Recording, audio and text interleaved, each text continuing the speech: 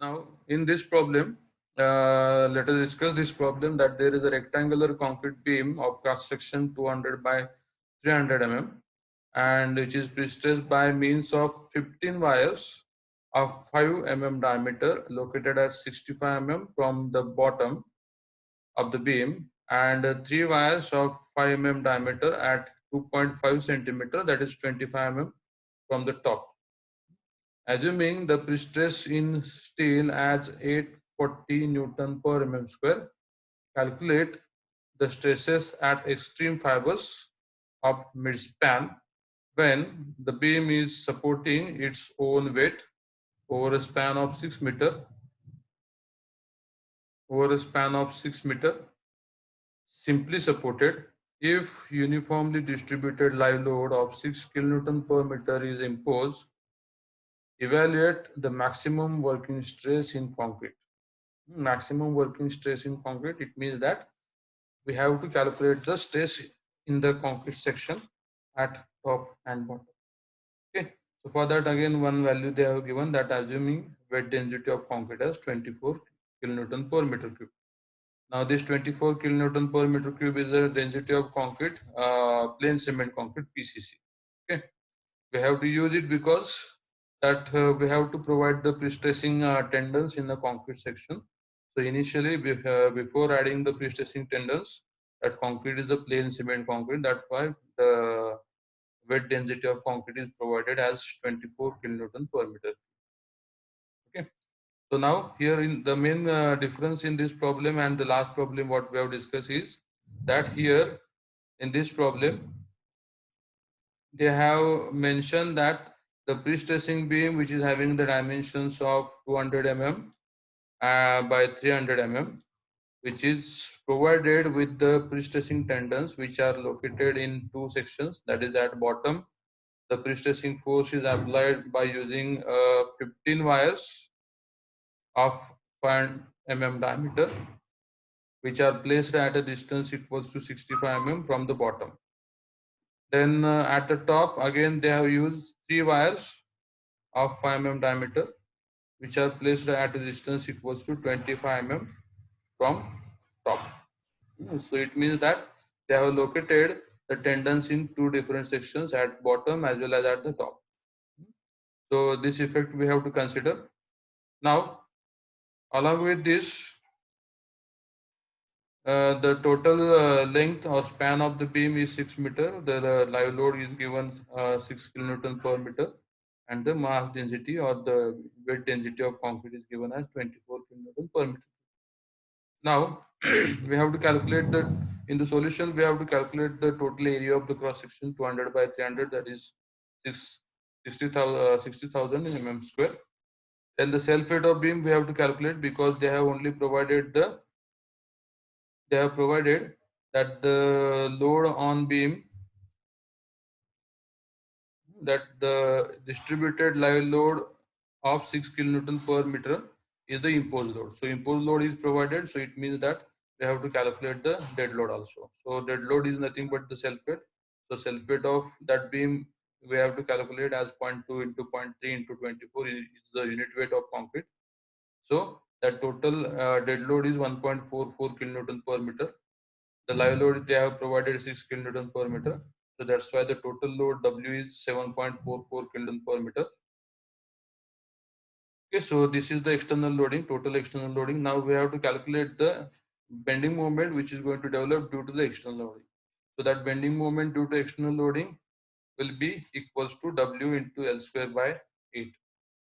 Okay, so W into L square by 8, by using this, will be able to calculate the external moment, that is M is equals to 33.48 kilonewton meter. So this is the moment which is going to develop in the beam due to external loading only.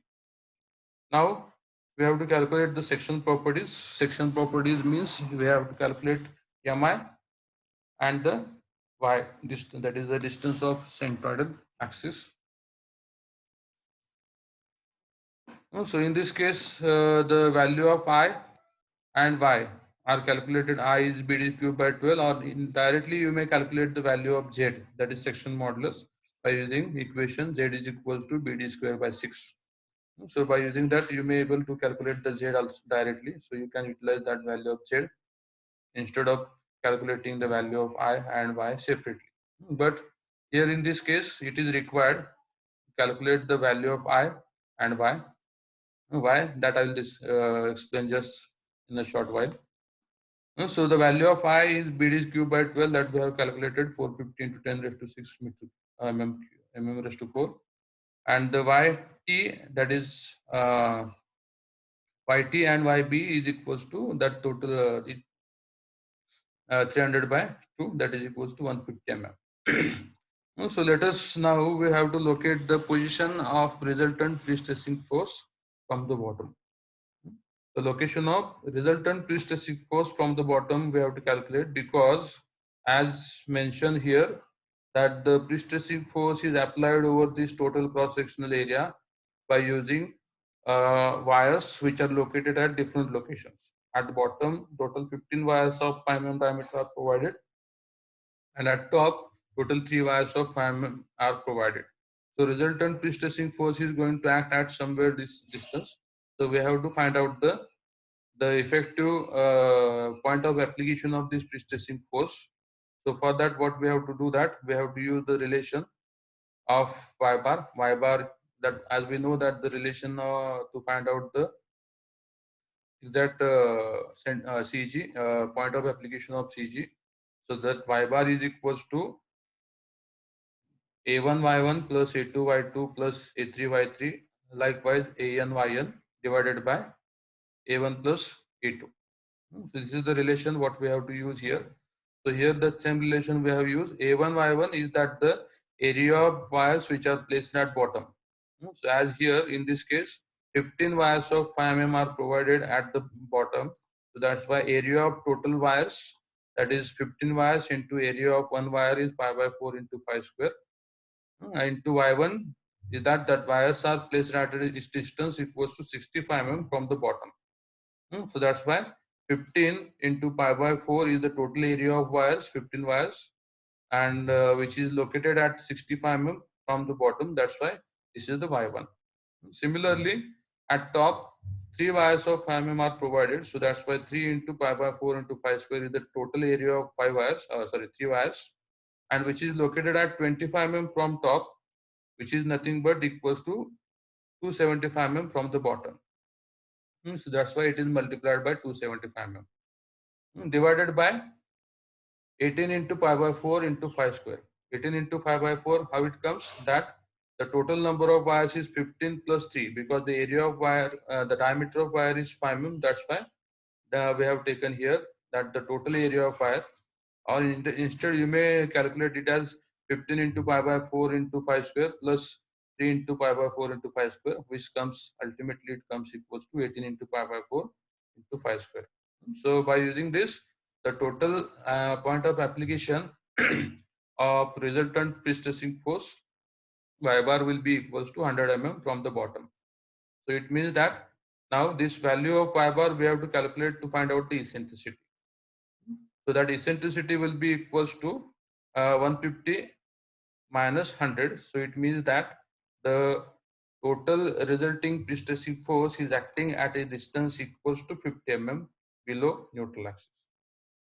Below neutral axis, because as I told you that this pre-stressing force is going to act at somewhere here.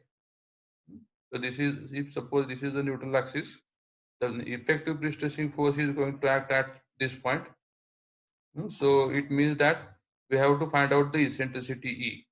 So this value of eccentricity E is equals to 100 mm as we have calculated, sorry, not 100 mm, 50 mm as we have calculated here in this case. Okay. So this eccentricity is 50 mm in this case. Now we know that the total pre-stressing force applied by using 15 wires. So we have to calculate the pre-stressing force also. So as in this problem they have mentioned that the Pre-stress in the steel as 840 Newton per mm square. They have mentioned that the pre-stress in steel is 840 Newton per mm. It means that the pre-stressing stress in a tendon or in a wire is equals to 840 Newton per mm square. So by using this, we have to calculate the total pre-stressing force. They have provided us the stress in each wire. So by using this value of stress and by using the area of wire and by using the number of wire, we'll be able to calculate the total pre-stressing force which is going to develop in the beam. So that's why the total pre-stressing force P will be equals to area of wires, that is 18 into pi by 4 into 5 square, into pre-stress, that is stress in that steel, that is equals to 840. So it will gives you the total pre-stressing force which is going to act on that beam. So that will be equals to 296.73 kilonewton.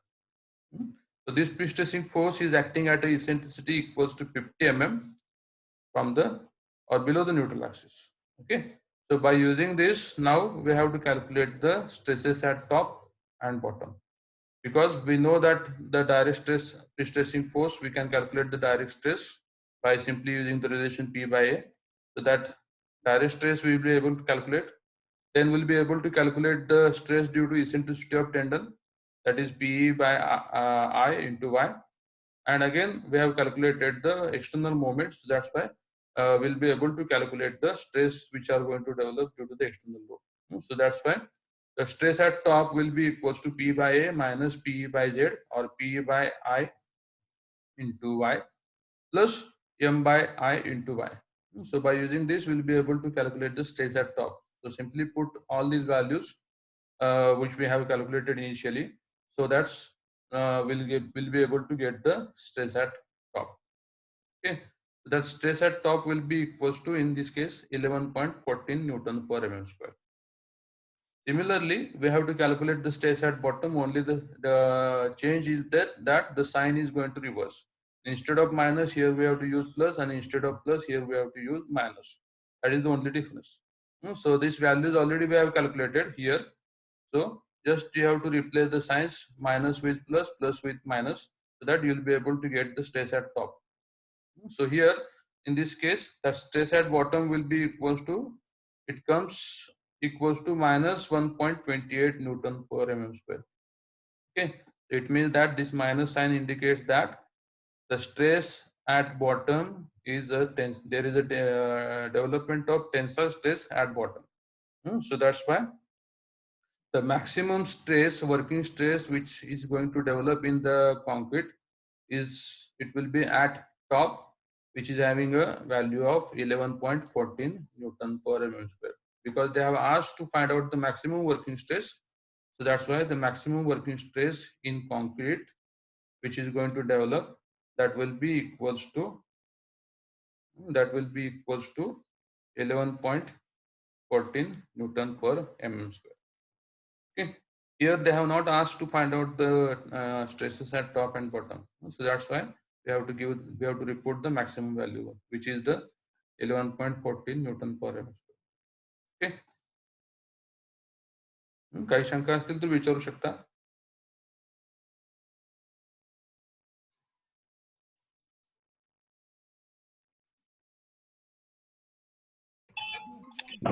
काही शंका असतील तर विचारू शकता. तुमचा आवाज येते मला.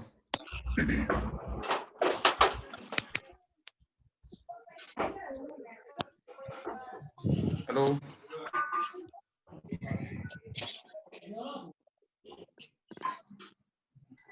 शंका असतील तर विचारू शकता, नसेल तर आपण पुढचा प्रॉब्लेम बघू.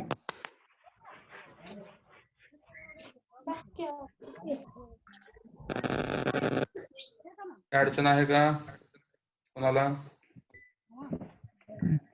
अडचण असेल तर हँड रेज करू शकता, अडचण नसेल तर थंब रेज करू शकता.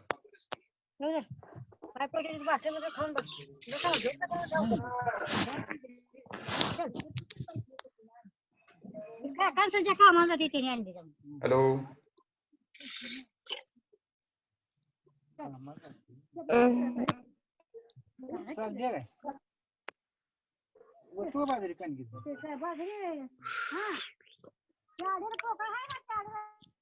ठीक आहे, कोणाला अडचण नाही असं मी समजून घेतो. कोणाला अडचण असेल तर हँड रेज करू शकता, आणि अडचण नसेल, शंका नसेल, समजलं असेल तर थंब करू शकता तुम्ही, हँड थम्स अप करू शकता असं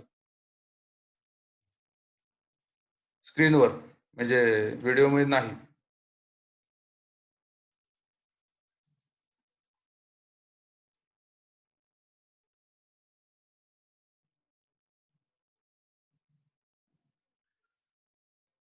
ठीक आहे, ओके.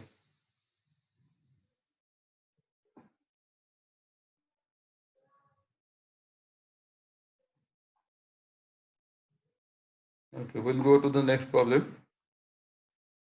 आता थोडा वेगळा प्रॉब्लेम आहे. Here we have to use a unsymmetrical I section beam. चॅप्टरचं नाव आपलं आहे design analysis of symmetrical and unsymmetrical sections.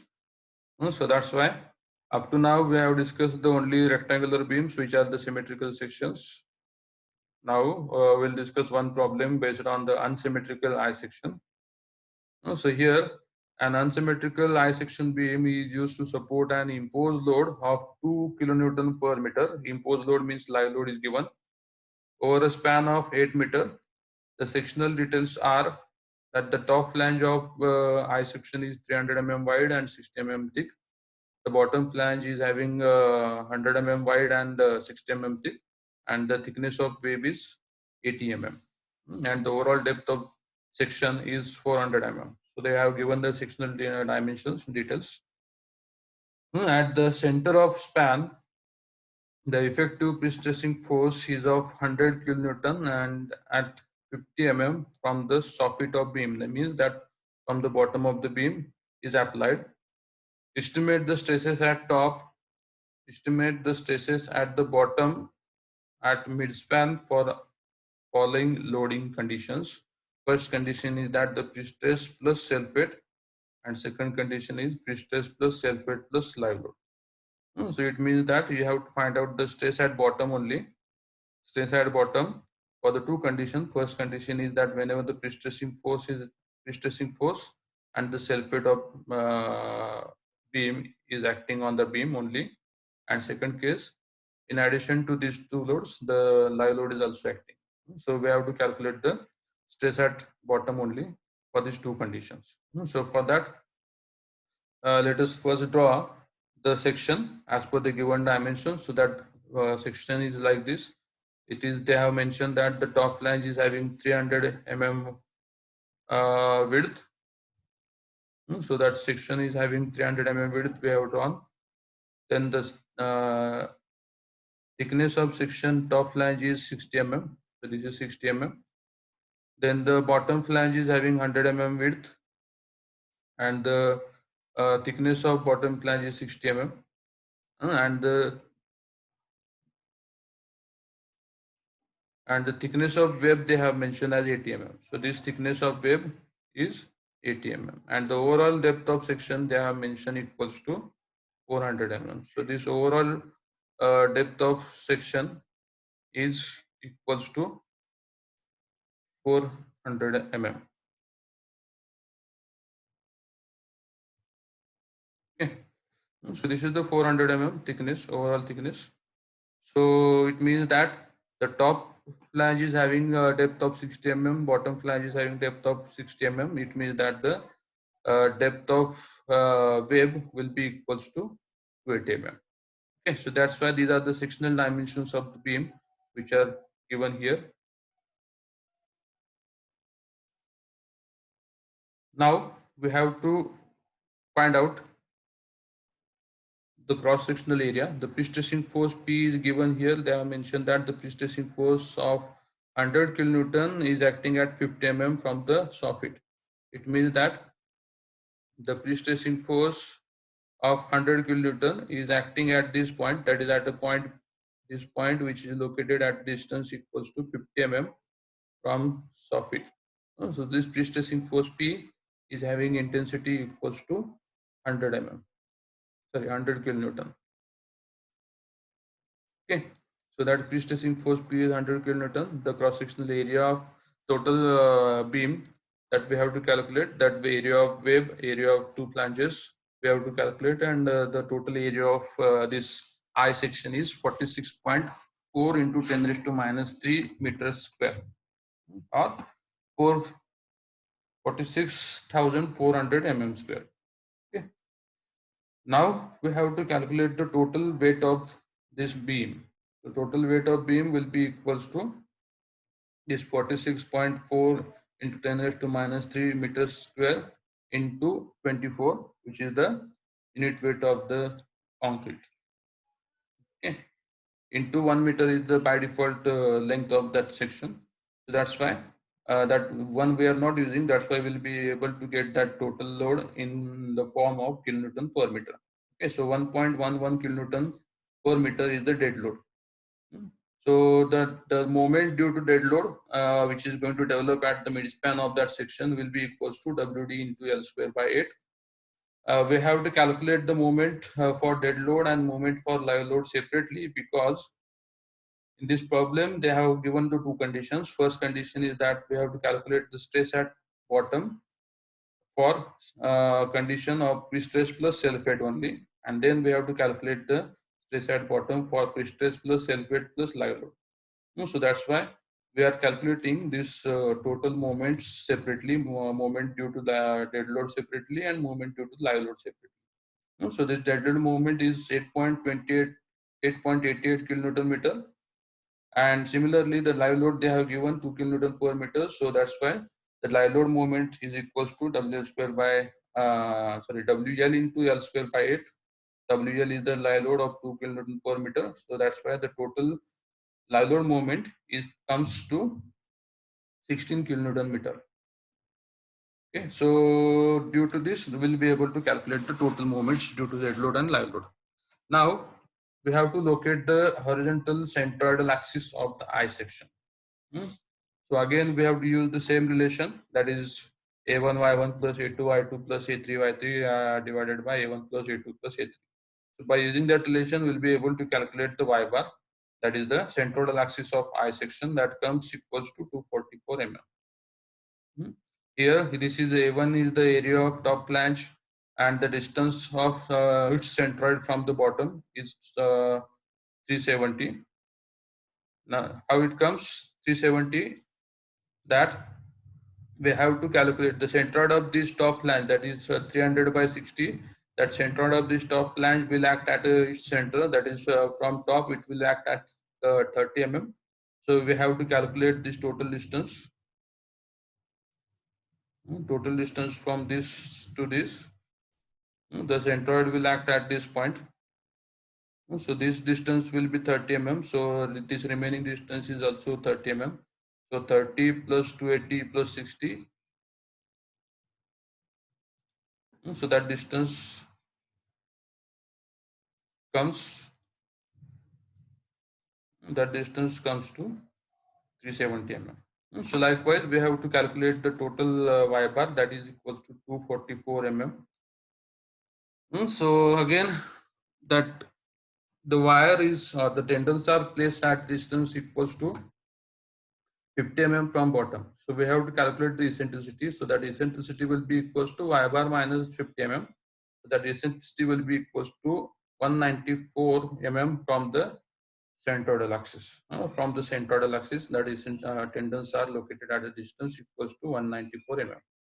So that value of E is known to us. Now we have to calculate the moment of inertia of the section. Now again, as we know that to find out the moment of inertia of unsymmetrical section, we have to use this relation, that is summation of Ixx1 plus A1 H1 square.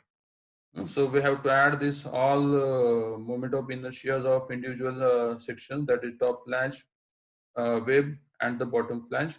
So finally we'll be able to get the value of total moment of inertia of the unsymmetrical I section, that comes to 757.46 into 10 raised to 6. याबद्दल जर कोणाला शंका असेल तर मला personally नंतर message करा. You can ask me personally on WhatsApp. about this, that how to find out this moment of inertia for unsymmetrical section. We'll discuss it separately on WhatsApp. सध्या टाइम कमी आहे, मीटिंग मे बी एंड होईल परत अजून एकदा, थोडं time limit 40 मिनिटाचं आहे, परत रिस्टार्ट करू आपण जर एंड झाली तर. So the moment of inertia of total section is 757.46 into 10 raised to 6 mm raised to 4, and now we have to calculate the yt and yb. So yt is equals to 400 minus 244. 244 is the y bar. So that yt will be equals to 156 mm, and yb is the distance of yb will be equals to y bar only. So that will be equals to 244 mm only. Okay. So by using all these data, now we have to calculate the stresses. So direct stress will be equals to P by A. That will be, we will be able to calculate. P value is 100 kilonewton, and the total cross sectional area we have already calculated 46,400 Newton per mm square. So that's why, sorry, mm square. So we'll be able to get the total direct stress equals to 2.16 Newton per mm square. Similarly, now we have to calculate stress due to eccentricity at top and bottom. Let us calculate the stresses at top and bottom. They have asked to find out only bottom, but we'll calculate the stresses at top and bottom. So stress at top due to eccentricity will be equals to P into E by I into Y. So P is 100 kilonewton. So 100 into 10 raised to 3. Eccentricity is 194 divided by I. Already we have calculated here. So I into Y bar that is YT, that is equals to 156 for top. So by using this, we'll be able to find out the stress at top due to eccentricity. Similarly, we have to calculate the stress at bottom due to eccentricity. Now remember that the value of yt and yb you have to take appropriately. Okay, so that's why the stress at top and bottom is known to us now. Now we have to calculate the stress due to the dead load, that is due to the dead load moment. So that will be equal to sigma t is equals to md, that is dead load moment, divided by I into yt. So again, you will get that value 1.83 Newton per mm square at top, and minus 2.86 Newton per mm square at bottom. Now we have to calculate the stress due to live load moment, or the moment which is going to develop due to live load. That stress value we have to calculate. Again, sigma t will be equals to ml, that is the live load moment, divided by I into yt for the top. So that value comes to 3.29 Newton per mm square. Similarly, for bottom, that value comes to minus 5.15 Newton per mm square. Okay, so these are the separate stresses which we have calculated for dead load, for live load, and for eccentricity of tendon and the direct stress. Now we have to calculate the final stresses at top and bottom for the given condition. That first condition they have given, that we have to calculate the final stresses due for pre-stress plus self-weight. So just you have to add the values of stress due to dead load moment and eccentricity of tendon and due to the direct stress. So that will be equals to 2.16 is the direct stress, minus 4 is the stress at top due to eccentricity, and plus 1.83, that is the stress due to the dead load moment. So that value comes to minus 0.01 Newton per mm square, which is almost equals to 0. So we can take that, we can assume that there is no tension at the top, and sigma b is equals to, that is only the signs you have to change, that will be equals to 5.55 Newton per mm square. So again, in the compression, the total section is in compression due to this condition, that is pre-stress plus self-weight. Now the second condition is that pre-stress plus dead load plus live load. So for this, you have to add the value due to this live load only. म्हणजे हे जे पहिलं value calculate केली त्यामध्ये फक्त आपल्याला हे 3.29 at top and minus 5.15 at bottom तुम्हाला add करायचं आहे. Okay, so this again the stress equals to 2.16 minus 4 plus 1.83 plus 3.19. So at top the stress is 3.28 Newton per mm square, and at the bottom that value comes equals to 0.4 Newton per mm square. It means that again the total section is in compression because there is no minus sign. So it indicates that the total section is in compression only. So this is the final answer of this problem. So if you have any problem, any query regarding this, you may ask directly to me on my personal WhatsApp, personal chat.